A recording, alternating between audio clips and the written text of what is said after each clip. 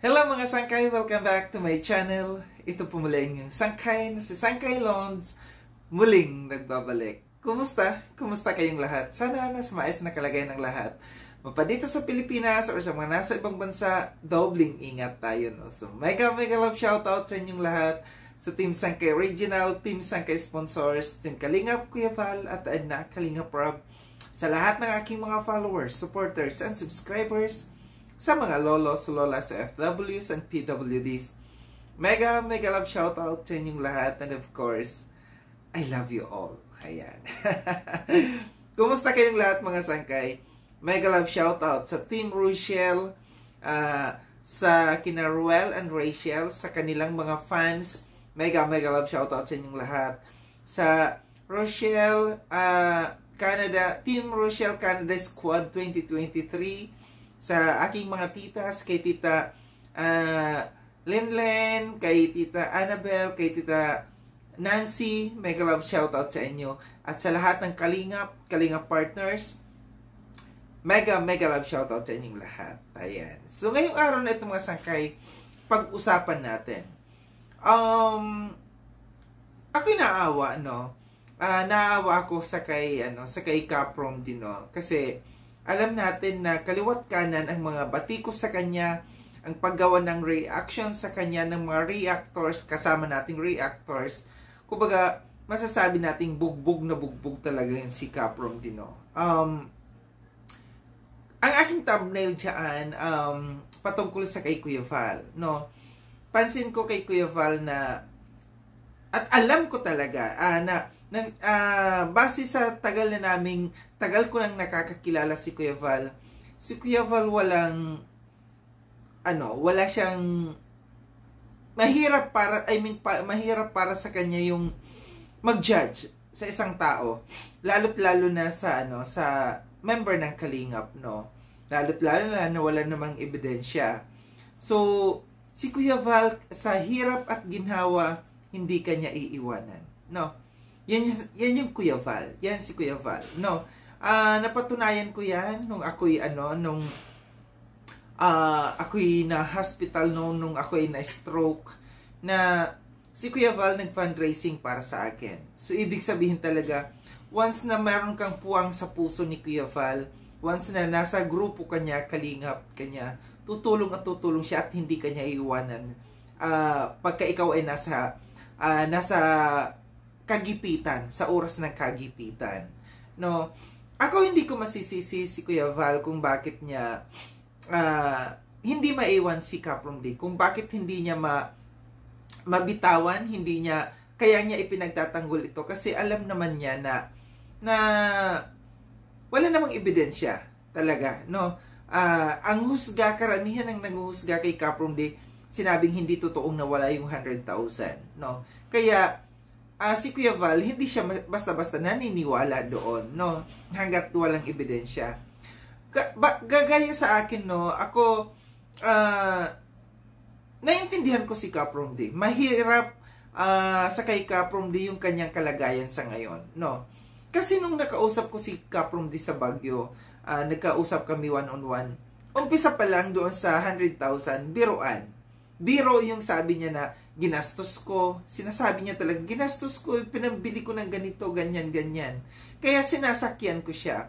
Pero nung nagkaroon kami ng pagkakataon na umupo sa isang tabi, nagkausap kami, pinag-usapan namin yung tungkol doon.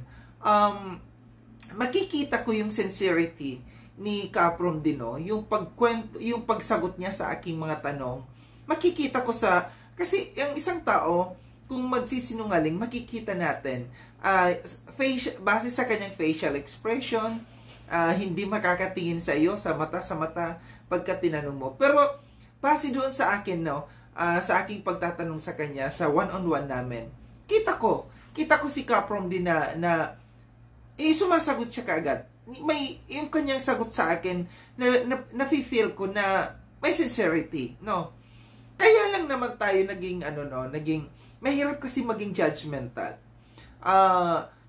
Mahirap din maniwala, pero mahirap i-judge yung isang tao hanggat wala tayong nakikitang ebidensya. Mahirap din para sa side ng mga sponsors, no? Kasi nga, pera nila yon, pinaghirapan nila yon. Ang naging problema lang kasi dito, no, na si Kaprom D hindi nakapagbigay itong buwan na ito. Kaya medyo lumala, kaya medyo naging maingay, no? Kaya nga si Kuya Val nagfa-fundraising sa ngayon para sa kay Kaprom D, no? Kasi gusto ni Kuya Val matigil yung issue, no? Kawawa kasi yung tao, bugbog na bugbog yung tao. Gustong-gusto ni Kuya Val na matulungan si Kaprom D para matahimik itong issue na ito. Sana lang, no, kasi sabi ni Kuya Val mayroon ng 15,000 na nalikom, may mga nagbigay. Tapos si Kaprom D nag-promise na sa next month magbibigay ng 20,000. So unti-unti dapat ganun, no. Unti-unti lang, wala namang problema. Wala sanang magiging malaking problema kung nakapagbigay ito si Kaprom D.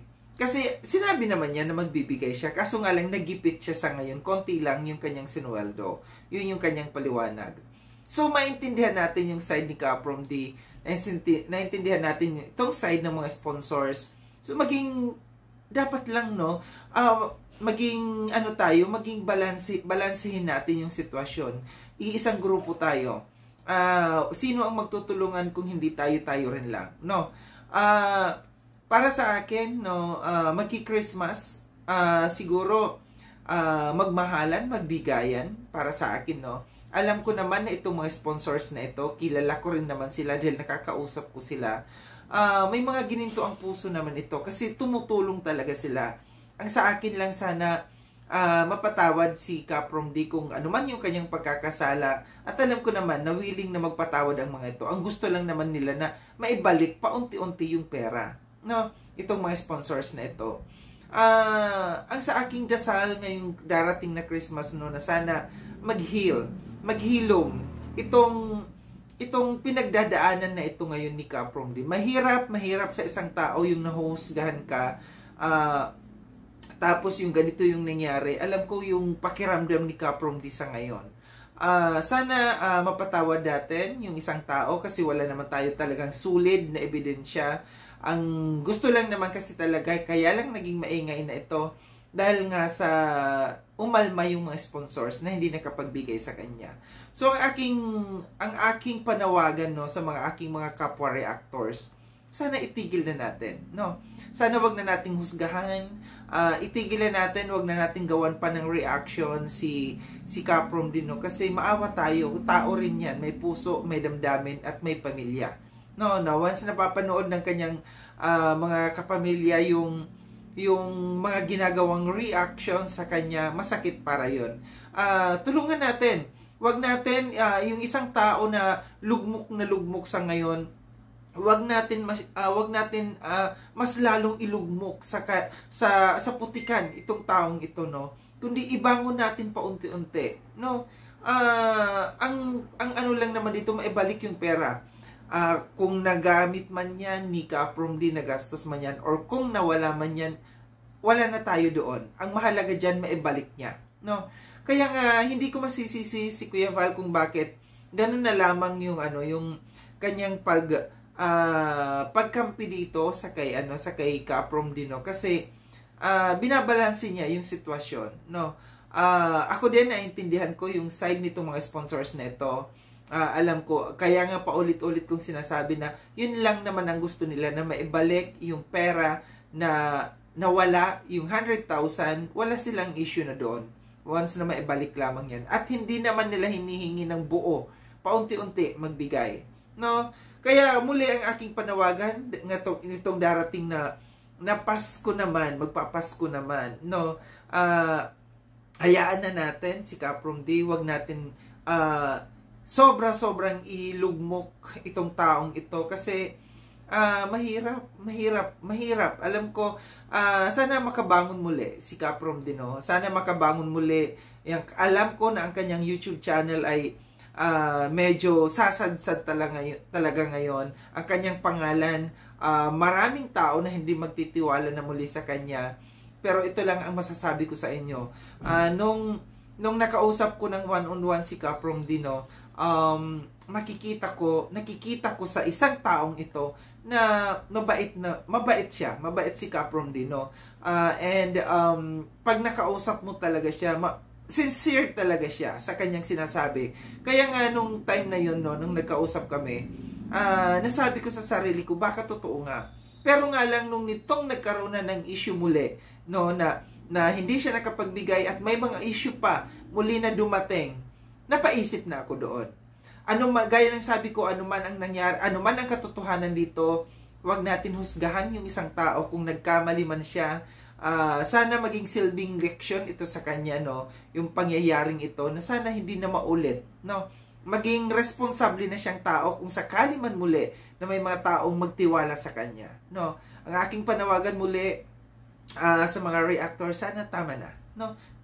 Tama na, kasamahan natin to, pagbigyan natin, mahalin natin, at saka sa mga sponsors, no, alam ko na may gininto ang puso kayo, sana mapatawad itong taong ito. Muli, maraming salamat mga sangkay na sa panonood dito sa aking reaction video na ito. Sa mga hindi pa nakapag-subscribe kay Sangkay Lon, subscribe nyo na po ako. Click yung notification bell para updated kayo sa lahat ng mga videos na aking gagawin. Like and share itong video na ito mga sangkay. Kita-kits tayo ulit sa susunod na video na aking gagawin. Ingat kayo sa ang dako ng mundo ba kayo naroroon. Paalam na mga sangkay, paalam.